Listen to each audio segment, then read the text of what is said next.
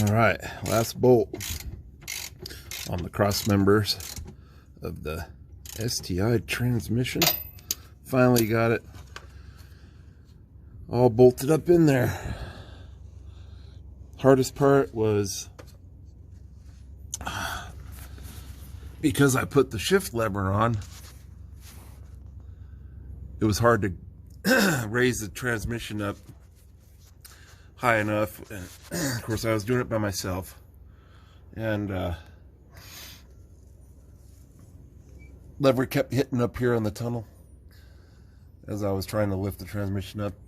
On this rear bushing, you can see that the bolts go into the frame of the car at an angle. I ran the bolts through the threads first in the car because there was paint on them and they had never been used before, because it's not an STI. So I would recommend that.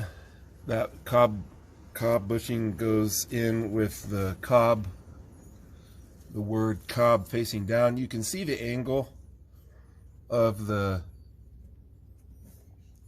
the piece here is angled, I don't know, 30 degrees or something like that. And then you can see the angle of the bushing, and that determines how it bolts on there.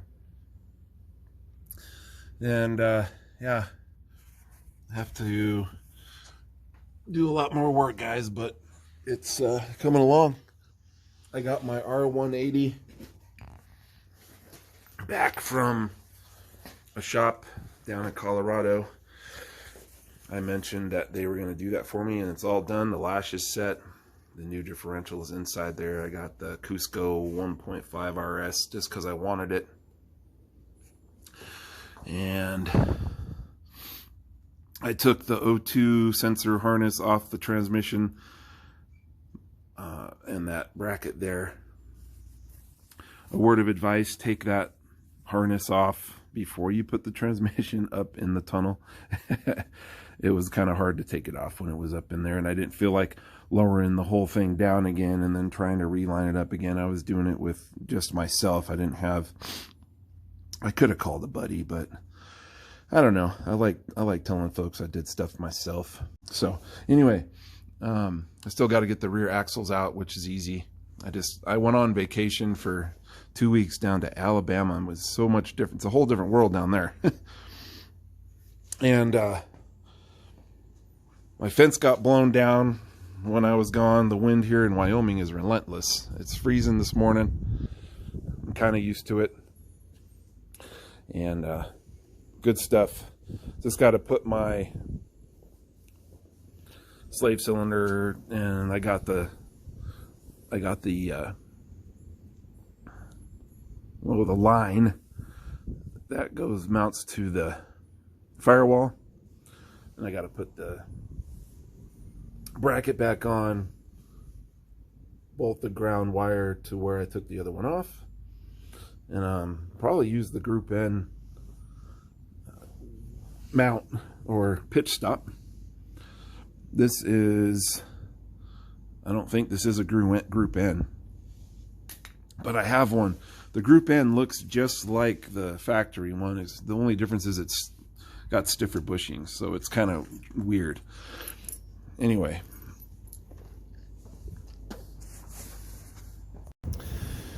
so gotta put that bracket back on right there. That holds the pitch stop. There's a little vent tube there, looks like.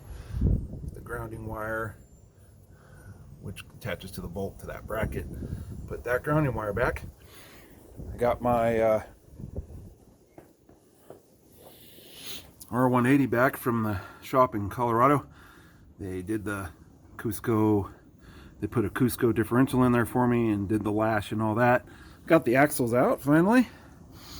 And yeah, got to put that up in there.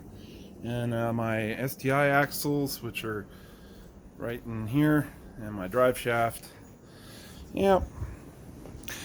When I went on vacation down to Alabama for about 11 days, the wind came up and blew my fence down. So I got new 4x4s. The wind snapped the 4x4s holding the sections of fence up like toothpicks. the wind here is relentless. Today is just a light breeze. Just a light breeze for Wyoming.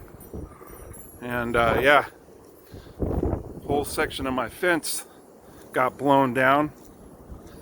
I had to take them off and kind of lay them down and separate them from the 4x4s that broke.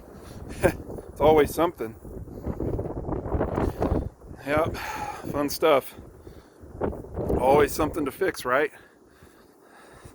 I had built this new section a couple summers ago there.